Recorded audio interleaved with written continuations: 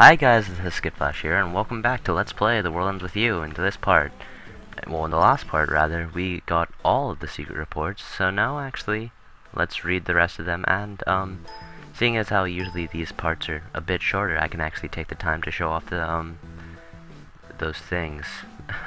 The secret ending you get from getting all the secret reports. And I don't know why right before bed is just, I guess, the best time for story time, of course. So let's just start this natural puppy up, huh? I've been patrolling Shibuya in pursuit of the conductor's strategy. While in Utagawa, I spotted Minamimoto's Taboo Noise Refinery sigil. Several types of these sigils exist in various categories, which we of the higher plane have classified. Not all of them, however, were woken to the UG. Its vibe frequency is simply too low for them to translate properly. The sigil Minamimoto drew was one of these undecodable types. Was that the mistake of the fallen angel's part, or was it a transcription error by Minamimoto? Would he ever make a math mistake? Either way, with that design, he stands little chance of reviving himself. However, Minamimoto is driven, and his imagination strong, perhaps strong enough to make a taboo sigil work, even in the underground. If so, the specific result would be impossible to predict. Anything that might interfere with the composer and the conductor's wager is to be avoided at any cost. I will personally neutralize Minamimoto's sigil. Angels may not interfere in the Reaper's game, but this contest will decide Shibuya's future. The higher plane cannot idly stand by. Meanwhile, the conductor has dealt the preemptive blow. The starting player count in the final game is 1. Dick move. I cannot be certain whether the conductor knows the Nekusaka Raba is the proxy, but this severe restriction in the number of entrants ensures player erasure. In this flagrant abuse of his privilege, God damn it, vocabulary, he has eliminated the threat of the proxy. While the composer is in the parallel world, the proxy's position is perilous. Still, as producer, I am bound by the rules. I can't offer him no help. All I can do is guide him to the Shibuya River.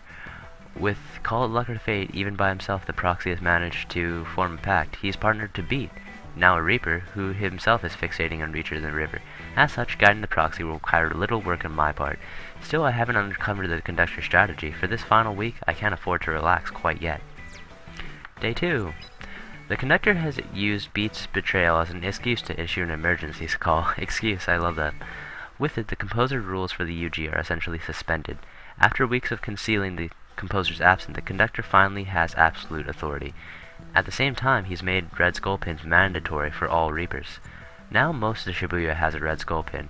The stage has been set for the conductor's counterattack. Furthermore, he's condoned off each area of the UG with walls. I could leave the UG, elevate my vibe, and pass through them quite easily, but to what end? I am bound to the UG, and thus my hands are tied. I cannot reach the composer, nor do I know which parallel world he's hiding. For now, all I can do is use my second sight to watch the game's progress, because, you know, Hanakoma's kind of a BA. Rather than head to the Shibuya River, the proxy has begun wandering the streets. He's been taking those chronic dealer's mushrooms, I guess. Apparently in pursuit of the Game Master. Konishi, this round Games Master, seems mainly interested in shaving her own skin. Shaving? Not quite. She appears a loyal follower of the conductor, but the appearance of a promising candidate for a composer would quickly change her tune. At this point, she has been working hard to recover the conductor's trust after her slip the first day. When did that happen? She has issued a single 6-day mission, one that exploits Beat's greatest weakness, rhyme. Her plan is to panic the pair into committing some fatal error while keeping watch from her front row seats within Beat's shadows. Oh, he just knows. This serves both to restore her standing with the conductor and to avenge the blow to her pride. Beat's greatest desire is to bring her back to life. Even if revived, though, Rhyme still lost the game. Her entry fee is non-refundable. I do not know what the girl's entry fee was, but a life without it, the thing she held most dear, would be filled with grief and hardship. I don't think they ever explained what Rhyme's actually entry fee was. Or maybe they did. I could be just tripping. I think it can be. It may take time, but something else will come along to fill the empty space, so long as one enjoys the present. And enjoy the moment. Of course, Hanakoma, you bastard. In other words, we need to mourn the loss of that which we hold dear. If only more people realize this. The composer did not impose an entry fee upon players to cause them anguish. In experiencing life without the thing one most values, players are forced to re-examine just how crucial those things really are. The hope is that by the close of the games, player will be able to take a hard look at themselves, and be able to take on the future with a new outlook on life. Oh, Joshua just has this planned out, huh? Morally, geez, if only he was morally stable. The entry fee exists to force players to see the truth about themselves. Reach out to the truth, of course, this has to be there. It is a test posed by the composer to spur players' self-enlightenment. Boy oh boy. So, the conductor has begun his work with the Red Skull pins. By bringing Shibuya's collective consciousness in one line with his own, he hopes to accomplish his goal of rebuilding Shibuya. The conductor's zeal is unparalleled among Reapers. His strong presence was central to the composer's ability to govern Shibuya, an area considered exceptionally chaotic even among the higher planes denizens. That the composer would consent to base his plans for Shibuya's destruction on a game with the conductor shows his unwavering trust in his subordinate. The unification of minds is the natural state of the higher plane. Given time, it might happen throughout the underground. The current UG, however, is not ready. People have erected walls around their minds, dividing their collective consciousness. They can coexist independently like the cells that make up a single human being. Oh, how metaphoric. While the player pins hold imagined strong enough to pass through these walls, the pin's user's own barriers are strengthened. Oh, of course, that's why it's a barrier. Were not the case, the incoming flood of other minds could erode in the user's own consciousness. Consequently, those who hold the player's pins cannot be scanned. Why does individuality exist? Oh shit, that's deep. This is something the conductor has overlooked. Everything that exists has a purpose. Obsessed with his egotistic protection of Shibuya, the conductor has blinded himself to the facts. With his blind ego funneled into everyone's in Shibuya, the city's destruction is not far off.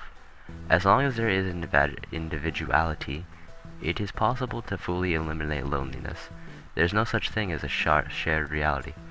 Even people who believe they are shared connection are not truly connected.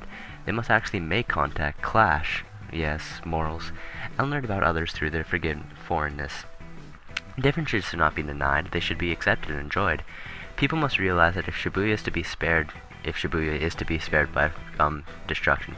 Fun fact, this is actually the first time me reading Beats Week, so I might be surprised by some of this. Not all, but some.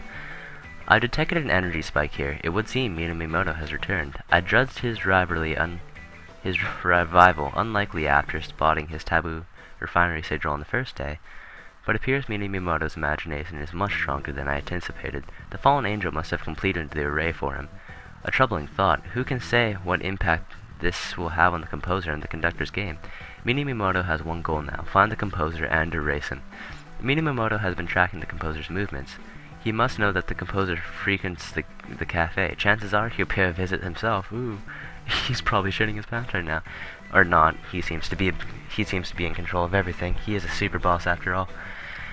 As for the composer, I have still yet to receive any word from him. Could the composer's ability now be so limited that he cannot even reach me? I may need to contact myself in the parallel world to help search for him. Oh god, a frickin' team of Honeycombas. Let me expand on the concept of parallel world. In life, reality is made up of a conscious string of choices, and the consequences of those choices. Every time a choice is made, the option not selected branches off and exists in its own reality, a parallel world. So I guess at some point Neku made so many choices that he'd just become this tin pig expert. Countless numbers of such parallel worlds exist within a single plane, be it the RG or the UG, and travel among them is possible through the use of imagination. Theoretically, anyone can jump into a parallel world, but penetrating the membrane between worlds requires uptuning one's vibe. This limits the pool of beings able to make this trip. Additionally, stress caused by breaking through the barrier can pull down the traveler's base vibe. If the vibe dips, the frequency may be too low to pass through the barrier. In the worst cases, it may render the traveler unable to return to his or own original world. Do they ever touch up on that? I don't think they do. Controversially, angels are being meant to jump between worlds. Thus, such travel is a simple matter. Angels have a higher base vibe than the frequency of the underground, allowing them to leave the UG, then tune their vibe to that of the desired parallel world. Nifty. Day 6. I located the composer, Booyah. He is in a world where Tinpin Slammer, of all things, reigns supreme. I am off to retrieve him. Minamimoto has definitely targeted this shop, and not friendly with intentions. It is essential that I leave here immediately. I will leave the key pin to the Shibuya River for the proxy. He should know what to do from there. Shibuya's fate has been placed in the proxy's hands. If it is no longer safe for me in the UG, my work here is done. All that remains is to retrieve the composer from the parallel world and bring him back to this one. The final day, what happens? The composer defeated the conductor. The composer defeated the proxy. Really? Oh, I guess Joshua did shoot Neku. However, He has stayed his decision to destroy Shibuya. It seems that through the course of the game has brought about a change of heart in the composer. Yes, Shibuya persists, but is no longer the same city as it was a month ago. In its stead, a completely new Shibuya has arisen. Dogs, yay, they just love this story. As the composer has changed, so Shibuya herself has metamorphosed. 1 month previous, Shibuya was plagued with problems, dire enough to motivate the composer to destroy it. Today, Shibuya has shifted into what we angels believe to be the optimal parallel world. To complete this puzzle, all of the pieces had to be set in their proper place. Even if one was incorrect, the entire picture would be ruined. Rhyme's selfless pay of kindness. Higashizawa's bottomless career ambitions. Konishi's heart of stone. The conductor's wild actions, born from overflowing love of the city, mind you, of the city. All of these were necessary if Shibuya was to be born anew. There are no extra pieces, no irrelevant components. Accept society as an ever-changing thing, and your mind will also become flexible. Individuals will link together and enact change throughout society. This is the only way to to ride high upon the waves of the ever-changing world. It was no coincidence the composer opted for this simple method in the end. My gratitude goes out to you all. I greatly look forward to what Shibuya will become. Thank you. Lovely, so isn't that just a happy ending? What's with the secret report of the AX? I entered the parallel world and contacted the composer. Unexpectedly, he seemed to be enjoying his stay. In fact, the reason he has not contacted me was because he was too busy playing Tinpin. He's probably just become a god in that world, huh? I mean, more of a god, but a Tinpin god now. I made him a promise to meet me at Shibuya River. In the meantime, I need to hide out so as to not meet myself in this world. Usually, angels existing in multiple entities within the same world possess little problem. However, mine is somewhat a special case. Oh god. All red text. You see, I am the fallen angel who taught Minamimoto how to refine taboo noise. Oh dear. Minamimoto owes his successful rebirth to the corrections I made to his flawed taboo refinery sigil. Oh, of course. I must hide in Pork City for fear that my alternate self in this world may report me on sight. Really? Would you rat yourself out? That seems unlikely. Minamimoto is my backup plan to ensure Shibuya's survival. If the composer does not change his mind, this unique city will be lost. I must prevent that at any cost. Thus, I deemed it necessary to cross the boundaries angels usually respect. I happily accept the stigma of fallen angel for this cause. Well then, it's about time to meet him. After calling the composer and hearing his cheery voice, I feel as if my shadow falls even darker. But darkness has always been husband to light. I sincerely hope that someday my sins will be judged justified. I still hold faith that they will know, now and forevermore. One last thing, to the composer's pick, Neku Sakuraba. The future you must choose is within you. I'm glad I've had a chance to meet you. Wow, some deep shit. I'll be reflecting on that while I find myself getting the end game, so I'll just meet you. I'm gonna actually beat the game, so be right back. So we're over here. I figured as long as I'm, out and about to beat the game, I might as well fight the final boss one more time on ultimate mode, of course, to get his secret pin drop. I'll be honest here, I kind of do very, very badly on this fight. It takes forever, which is why this video is going to have an unusually large, high count. Well, it's not as long as the last part, but still, I could have done easily better. So yeah, those secret reports, good golly gosh, are those just the thing, huh? Wouldn't expect it. Hanekoma.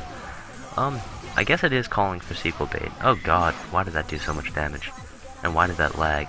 So many questions that aren't related to the secret reports that I should be asking questions about. Well, not really. They did a good job of explaining things, like what the hell Hanekoma was doing all this time. Joshua, the whole works. So yeah, we did it. We got all the secret reports. We've, I guess, pseudo 100% of this game. There's a lot to do, but I mean, in anyone else's standards, I'd consider that 100%ing. Which I find kind of surprised. When I first went into this game, I was like, wow, there's so much to do, I'm certainly not going to do it. But I guess I forget to realize just how much I like this game. Like, I really do like it a lot. Enough to do, like, all this extra stuff with it. I mean, think about it, I could have been done with this game, like, weeks ago. But, there's still so much I just feel like I have to show, that I'm showing it right now, of course. I mean, me beating this guy's ass one more time, is that really necessary? Perhaps not, but still, it's nice.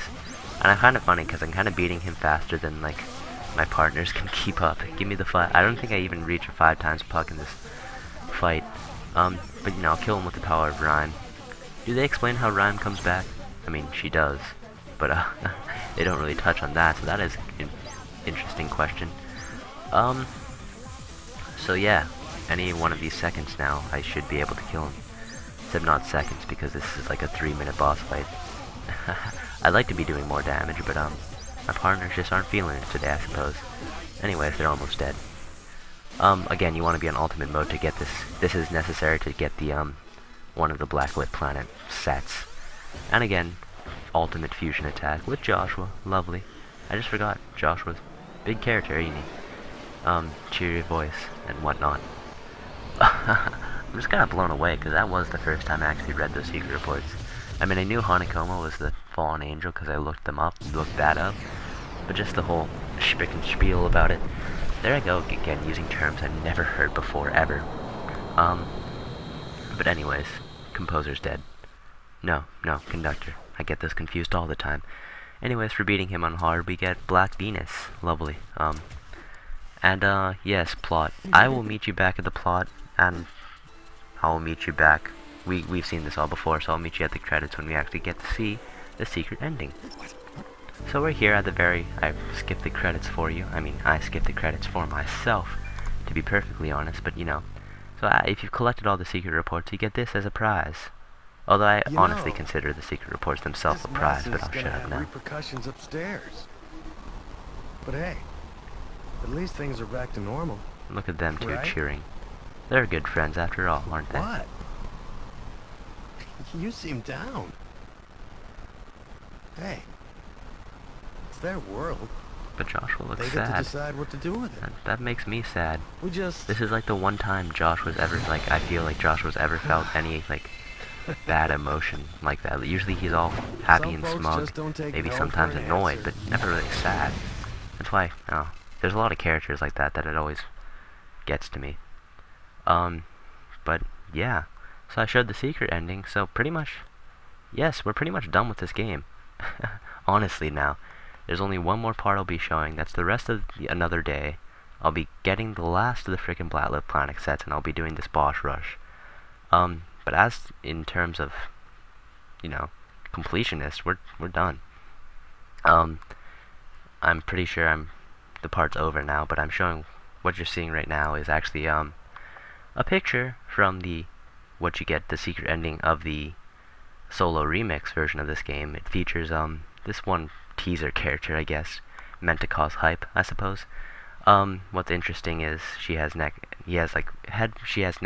headphones like Neku has, Shiki's Mr. Mew, and like you could just see it as that. But she also has Joshua's hair, stands like Rhyme, and apparently she has Beat's color scheme. I don't see it, but you know, it makes more sense that way, that she has all 5 of those characters' traits. But anyways, the next day we'll be ending The World Ends With You. That's quite a head rush. So until then, this has been skittflash. Hope you've enjoyed watching. Bye!